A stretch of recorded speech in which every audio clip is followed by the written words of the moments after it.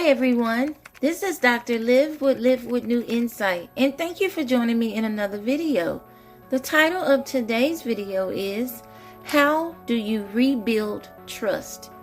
Let's get right into the discussion. For the person who broke someone's trust, trust is rebuilt by first showing an understanding of what you did wrong and how it has affected others. Be willing to take accountability and identify what's needed to change or correct the behaviors that broke the trust. This might mean changing your mindset, learning to communicate and problem solve better, learning better coping mechanisms to deal with your problems so that you're not making impulsive and risky decisions. It may also mean making lifestyle changes, including changes in your habits and changes in your associations, and setting different interpersonal boundaries, and also being willing to do what it takes in order to make the changes. And you must be willing to show consistency in the changed behaviors over time, not just every once in a while or for a few days or weeks. Also, you have to allow the other person whose trust you broke or violated the right to have and express his or her feelings. Listen, validate their feelings, show empathy and respect, even if it causes you to feel a way, such as hurt, shame, embarrassment, or anger. And also, respect the boundaries the person establishes with you, even if this means giving them space for a while, and even if you don't like or agree with it. You have a right to express your feelings and concerns. However, you don't have a right to disrespect or violate anyone's boundaries, and especially after you have violated their trust. Nor can you dictate someone else's reaction or response, or control what or how long their process should be as they try to cope with the issues that you've caused. And I know this might sound hard to the other person who quote unquote messed up. Understand, taking accountability doesn't mean your partner is perfect. Your partner was never wrong or never contributed to problems in the relationship, or that you should pay for the wrong for the rest of your life, being criticized and condemned. But as difficult as it is important that you continue doing the work to show that you're serious, you're taking accountability, and you do want to change the behavior.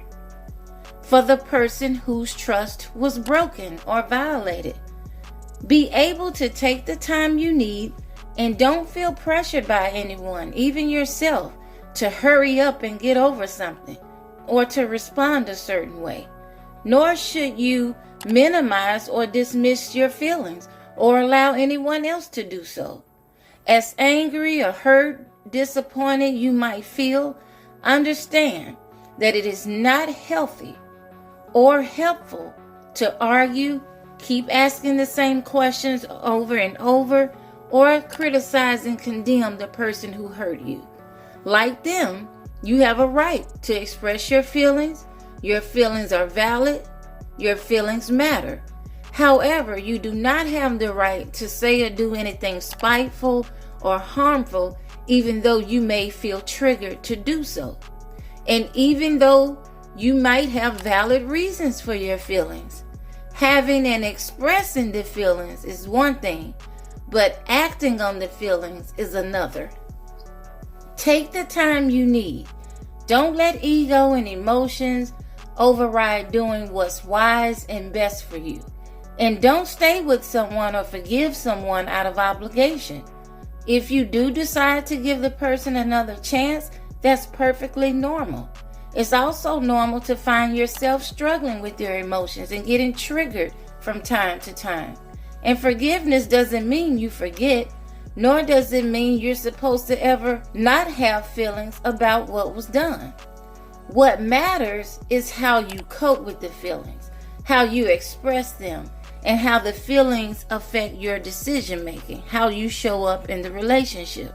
For example, it's okay to say to your partner, I love you, I want this to work, and I want to move forward. However, I'm struggling. I have my days. Or this triggers me. It is not okay to yell, call names, curse, or be physically aggressive or vindictive. Even if your actions are understandable, as stated previously, it does not excuse any type of aggression, violent, or disrespectful behaviors.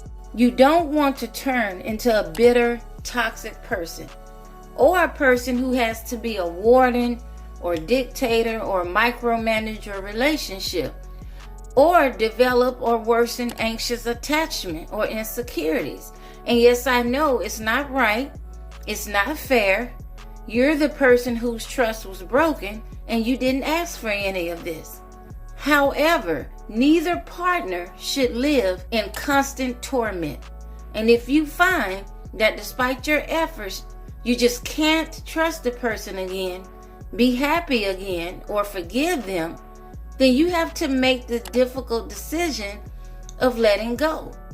If not, you have to decide if this is the life you want to live, being consumed by the betrayal, hurt, pain, anger, and resentment. It's not fair to you, and it's not fair to the other person, even if the person has changed for the better.